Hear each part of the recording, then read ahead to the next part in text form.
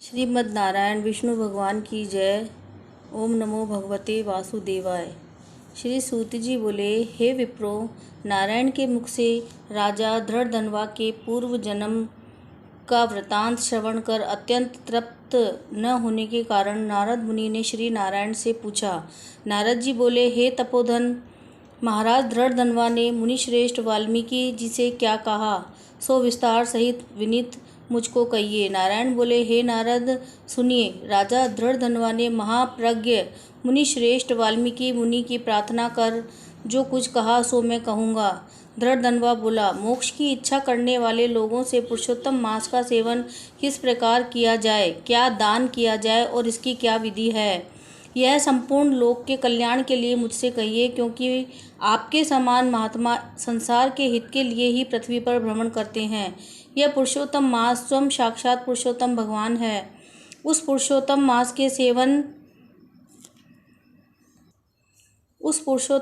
के सेवन किया जिसके प्रताप से मेरा मृत पुत्र उठ खड़ा हो गया। हे ब्राह्मण, पुत्र शोक के कारण निरंतर निराहारी मेरा यह पुरुषोत्तम मास बिना जाने ही बीत गया। अज्ञान से हुए पुरुषोत्तम मास का ऐसा फल हुआ कि मृत्यु को प्राप्त भी सुखदेव उठ खड़ा हो गया। हरि भगवान के कहने पर इस अनुभूत पुरुषोत्तम मास का सेवन किया। हे तपोधन, मुझे इस जन्म में वह सब विस्मृत हो गया है, इसीलिए इस पुरुषोत्तम मास का पूजन विधान विस्तार पूर्वक मुझसे फिर से कहिए। वाल्मीकि जी बोले, ब्रह्म मुहूर्त में उठकर पर ब्रह्म का चिंतन करें, उसके बाद बड़े पात्र में जल लेकर नैऋत्य दिशा में जाएं। पुरुषोत्तम मास का सेवन करने वाला शौच के लिए ग्राम से बहुत दूर जाए।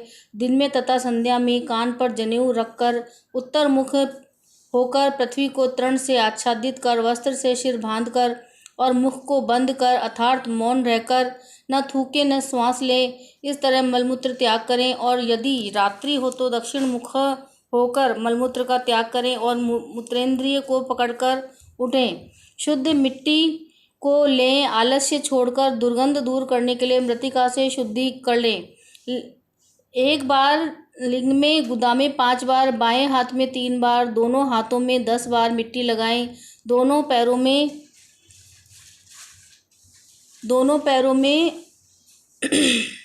गलत हो गया, दोनों पैरों में 15 बार लगावें। यह गृहस्थ आश्रमी का शौच कहा है। इस तरह सोच कर मिट्टी और जल से पैर और हाथ धोकर दूसरा कार्य करें। तीर्थ में शौच न करें, तीर्थ से जल निकालकर शौच करें। 2 हाथ जल वाले गड़ई को छोड़कर और यदि अनधृत जल में अर्थात तीर्थों में शौच करें तो बाद में तीर्थ की शुद्धि करें, अन्यथा तीर्थ अशुद्ध हो जाता है। इस प्रकार पुरुषोत्तम का उत्तम व्रत करने वाला शौच करे। तदनंतर 16 कुल्ला अथवा 12 कुल्ला करें। मूत्र का त्याग करने के बाद 8 और 4 बार कुल्ला करे गृहस्थ करें। उठकर प्रथम नेत्रों को धो डालें, दातुन ले आवें और इस मंत्र को अच्छी तरह कहकर दंत धावन करें। हे वनस्पते, आयु, बल, यश, वर्च, प्रजा, पक्षु, वसु, ब्रह्म ज्ञान और मेधा को मेरे लिए दो। अपामार्ग और बैर के 12 अंगुल की छेद रहित दातुन कानी अंगुली के समान सोटी हो, जिसके पर्व के आधे भाग में कूंची बनी हो, उस दातुन से मुख शुद्धि करें। रविवार के दिन काष्ठ से दातुन करना मना है, इसलिए 12 कुल्ला से मुख शुद्धि करें। आचमन कर अच्छी तरह प्रातः काल में स्नान करें। स्नान के बाद उसी समय तीर्थ के देवताओं को तर्पण के द्वारा जल देवें और समुद्र में मिली हुई नदी में स्नान करना उत्तम कहा है। बावली, कूप, तालाब में स्नान करना विद्वानों ने मध्यम कहा है और गृहस्थ को गृह में स्नान करना सामान्य कहा है। स्नान के बाद शुद्ध और शुक्ल ऐसे 2 वस्त्रों को धारण करें। ब्राह्मण कंधे पर रखे जाने वाले उत्तरीय वस्त्र को सावधानी के साथ हमेशा धारण करें। पवित्र स्नान में मुख पूर्व अथवा उत्तर मुख होकर बैठें और शिखा बांधकर दोनों जांघों के अंदर हाथों को रखें। कुश की पवित्री हाथ में धारण कर आचमन क्रिया को करें। ऐसा करने से पवित्री अशुद्ध नहीं होती, परंतु भोजन करने से पवित्री अशुद्ध हो जाती है। इसलिए भोजन के बाद उस पवित्री का त्याग करें। आचमन के बाद गोपी चंदन की मिट्टी से तिलक धारण करें। वह तिलक ऊर्ध्व पुंड हो, सीधा हो, सुंदर हो, दंड के आकार का हो, ऐसा धारण करें। ऊर्ध्व पुंड में लक्ष्मी के साथ हरि भगवान स्वयं निवास करते हैं। त्रिपुंड में पार्वती सहित साक्षात शंकर भगवान सर्वदा निवास करते हैं। बिना छिद्र का पुंड कुत्ते के पैर के समान विद्वानों ने कहा है। सफ़ेद तिलक ज्ञान को देने वाला, लाल तिलक मनुष्य को वशीकरण करने वाला कहा है। पीला समस्त रिद्धि को देने वाला कहा है। इससे भिन्न तिलक को नहीं लगावें। गोपी चंदन की मिट्टी से शंख, चक्र, गदा, पद्म आदि धारण करें। यह संपूर्ण पापों को नाश करने वाला और पूजा का अंग कहा गया है। जिसके शरीर में शंख, चक्र आदि भगवान के आयुधों के चिन्ह देखने में आता है, उस मनुष्य को मनुष्य नहीं समझना चाहिए। वह भगवान का शरीर है जो शंख, चक्र आदि चिन्हों को नित्य धारण करता है। उस देही के पाप पुण्य रूप हो जाते हैं। नारायण के आयुधों से जिसका शरीर चिन्हित रहता है, उसका कोटि कोटि पाप होने पर भी यमराज क्या कर सकता है। प्राणायाम करके संध्या वंदन करें। प्रातःकाल की संध्या विधि पूर्वक नक्षत्र के रहने पर करें। जब तक सूर्य नारायण का दर्शन न हो तब तक गायत्री मंत्र का जप करें और सूर्योपस्थान के मंत्रों से उठकर अंजलि बांधकर उपस्थान करें। सायंकाल के समय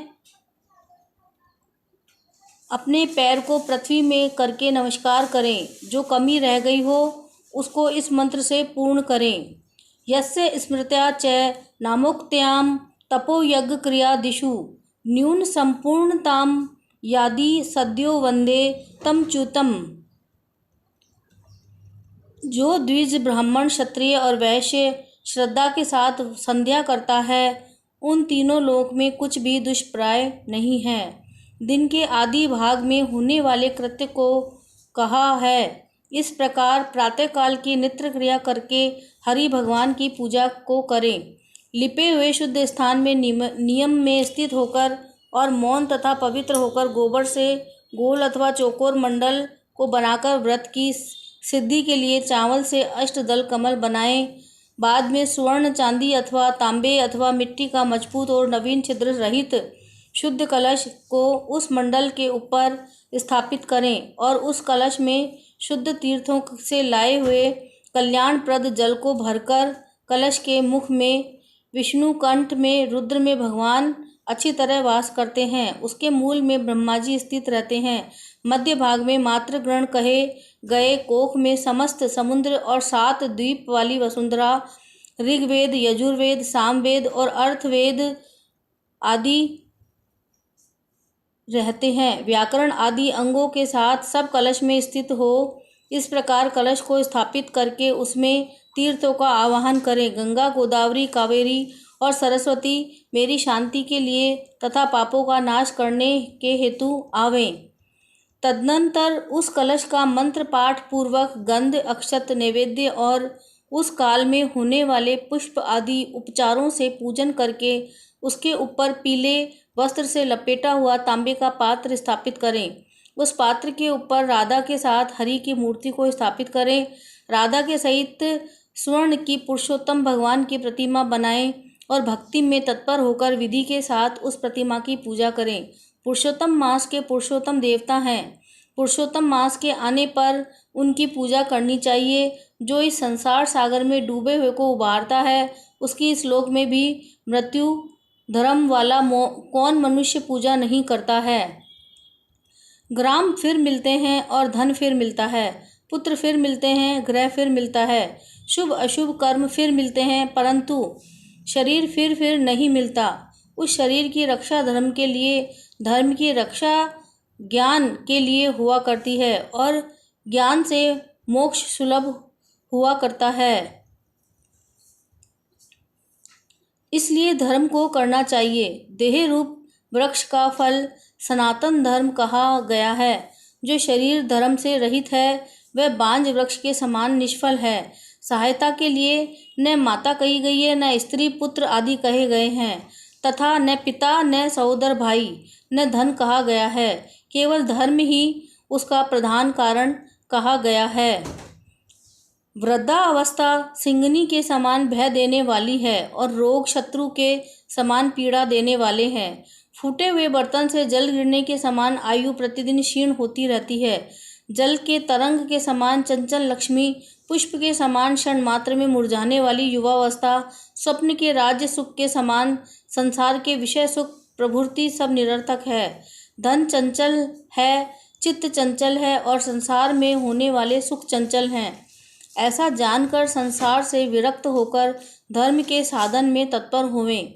जैसे सर्प से आधा देह निगले जाने पर भी मेंढक मक्खी को खाने की इच्छा करता ही रहता है, उसी प्रकार काल से ग्रसा हुआ जीव दूसरे को पीड़ा देने में तथा दूसरे का धन अपहरण करने में प्रेम करता है। मृत्यु से ग्रस्त आयु वाले पुरुष को सुख क्या हर्ष करता है। वध के लिए वध स्थान को पहुँचाए जाने वाले पशु के समान सब सुख व्यर्थ हैं। जब धर्म करने के लिए चित्त होता है तो उस समय धन का मिलना सुलभ नहीं होता है। जब धन होता है तो उस समय चित्त धर्म के करने के लिए उत्सुक नहीं होता है। जब चित्त और धन दोनों होते हैं तो उस समय संपात्र नहीं मिलते हैं। इसलिए चित्त, वित्त, सत्पात्र इन तीनों का जिस समय संबंध होता है हो जाए, उसी समय बिना विचार किए ही जो धर्म को करता है वही बुद्धिमान कहा गया है। अधिक धन के व्यय से होने वाले हजारों धर्म है। पुरुषोत्तम मास में थोड़े धन से ही महान धर्म होता है। स्नान, दान और कथा में विष्णु भगवान का स्मरण करना इतना भी उत्तम धर्म यदि किया जाए तो वह महान भय से रक्षा करता है। जिस प्रकार गंगा ही तीर्थ है, कामदेव ही धनुषधारी है, विद्या ही धन है और गुण ही रूप है, उसी तरह संपूर्ण महीनों में उत्तम पुरुषोत्तम मास साक्षात पुरुषोत्तम ही है। यद्यपि यह पुरुषोत्तम मास प्रथम समस्त कार्यों में तथा यज्ञों में अत्यंत निंदनीय था, तो भी भगवान के प्रसाद से पृथ्वी में साक्षात भगवान के नाम से प्रसिद्ध हुआ। जिस प्रकार हाथी के पैर में सब प्राणियों के पैर लीन हो जाते हैं, उसी तरह समस्त धर्म और कला समस्त पुरुषोत्तम में विलीन हो जाते हैं। जिस प्रकार और नदियों की तुलना गंगा के समान नहीं की जा सकती है, कल्प वृक्ष के समान अन्य समस्त वृक्ष नहीं कहे जा सकते हैं, चिंतामणि के समान दूसरे रत्न पृथ्वी में नहीं हो सकते हैं, कामधेनु के समान दूसरी गो नहीं हो सकती, राजा के समान दूसरे पुरुष नहीं हो सकते, वेदों के समान समस्त शास्त्र नहीं होते, उसी प्रकार समस्त पुण्यकाल इस पुरुषोत्तम मास के पुण्यकाल के समान नहीं हो सकते। पुरुषोत्तम मास के देवता पुरुषोत्तम भगवान हैं, इसलिए भक्ति और श्रद्धा से पुरुषोत्तम भगवान की पूजा करनी चाहिए। शास्त्र को जानने वाला कुशल शुद्ध वैष्णव सत्यवादी और विप्र आचार्य को बुलाकर उसके द्वारा पुरुषोत्तम की पूजा करें। अंतकरण में होने वाले मोह, काम, क्रोध, लोभ, मद, मात्सर्य आदि रूप बड़ी बड़ी मछलियों से पूर्ण अत्यंत गंभीर वेग वाले इस संसार रूप सागर को पार करने की इच्छा करता है। वह इस भारतवर्ष में आदि देवता पुरुषोत्तम भगवान की अच्छी तरह पूजन करें। इति ब्रह्मनारदीय पुराणे पुरुषोत्तम मास महात्म्ये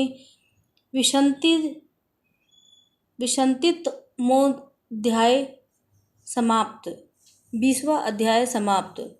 श्रीमद् नारायण नारायण हरि हरि, लक्ष्मी नारायण नारायण हरि हरि, हरि ओम नमो नारायण, ओम नमो नारायण, हरि ओम नमो नारायण। जय जय श्री राधे, श्री सीताराम, जय राम, जय जय श्री राम।